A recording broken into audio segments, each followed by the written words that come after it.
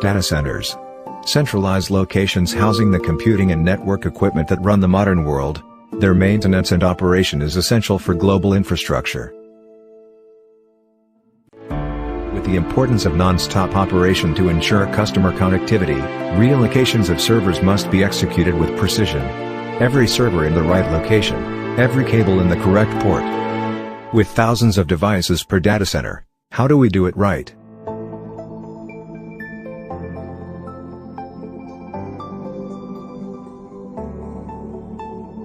Server relocations can be broken down into separate individual stages: inventory, disconnect, reconnect, and post-move data center support.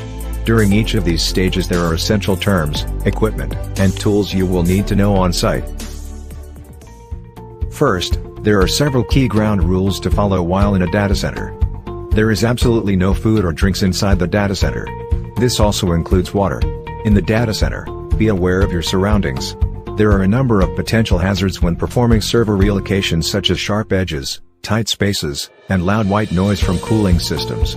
Communication and attention to detail is required for your safety. You may also be asked to wear safety equipment at sites under construction, including high visibility vests, eye protection, and hard hats. Ear protection is recommended at all sites because the white noise from the continuously running cooling systems and equipment can cause permanent hearing loss. Noise can reach volumes exceeding 85 decibels, which can cause hearing loss at only 2 hours of exposure. If you do not have earplugs, contact your project manager and we will supply you with them. Server racks have a front and back side to them.